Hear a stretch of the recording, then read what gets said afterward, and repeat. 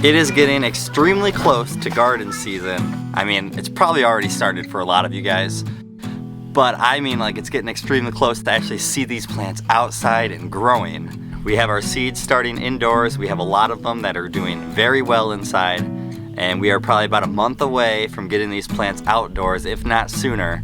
So that means we need to get all the tools and all the hardware we need, because we're gonna be making some garden beds. After we're done making all those garden beds, we're gonna start filling those garden beds and show you guys how we do that here.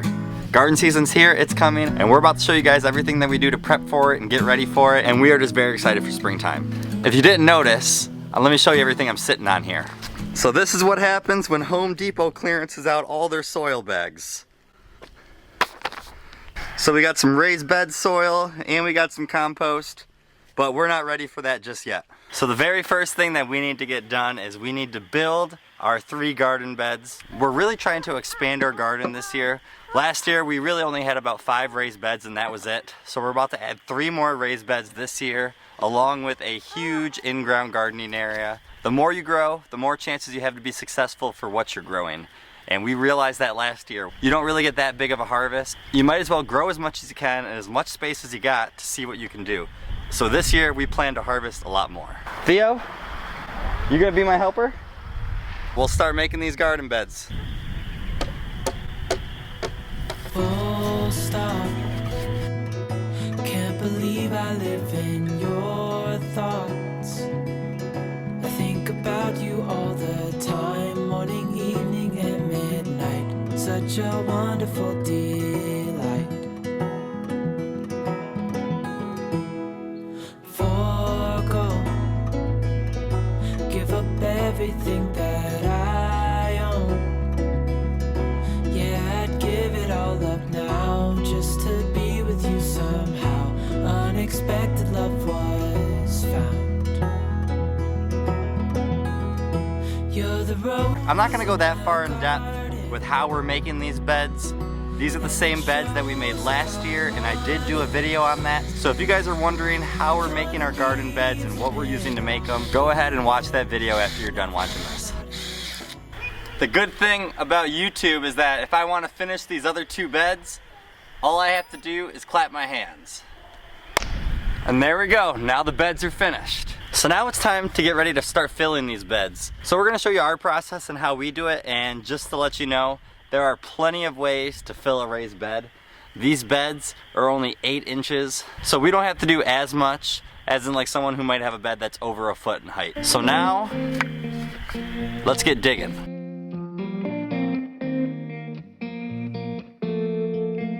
When we were younger, we used to sit on the grass among the flowers. We just let the days pass by.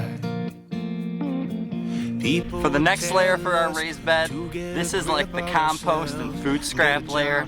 And we have our own homemade compost that we've been making using our chickens, food scraps, garden clippings, whatever that we could throw in there that's gonna compost. And we've been doing this over the last few months, and now we can finally put it to use and use it in the garden. So next step is getting a lot of this stuff and bringing it over so we can use it for these garden beds. We didn't mind sitting out in the cold. It wasn't possible to make us embarrassed. We were free. Do you remember stealing? It feels so good to be able to make our own compost. For you guys who don't know, we've been doing this now for the last few months. We put our compost bin in with our chicken run so that the chickens can scratch around, peck around, trying to turn that into even better compost. And now it's kind of awesome because now instead of buying our own bags of compost, which we had to do a lot last year, we were able to fill quite a few of our beds up so far with our own compost. And now it's time to go get those clearance bags of soil and fill the rest of this bed up.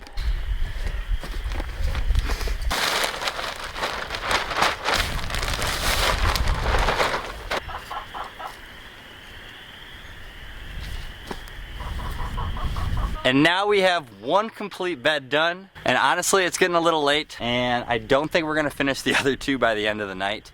So instead of working on these and not really showing you guys any other information for this video, how about I explain a little bit more about what our gardening plans are this year? Because we're gonna do big things. Drop the shovel.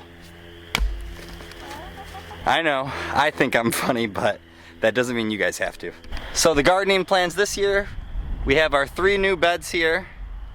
We have the 3 old beds, plus we have these 2 raised beds as well, so that's gonna give us a total of 8 raised beds. We also have 1 green stalk planter, which is good for like herbs, lettuce, strawberries, so we're gonna have that as well. I just showed you guys that. We've put a lot of effort into that in-ground gardening area, which I plan on doing one really big video showing all the steps that we've done and everything that we had to do to make that area possible. But as soon as we get that soil in, I think that'll be the video for that day when we actually kind of complete it and get ready to grow in it. In this whole mulched area is where we have all of our fruit kind of bushes. We have blueberries, raspberries, I think there's a few strawberries, and a couple grapes. So some of those we plan on seeing some fruit on this year, especially our raspberries.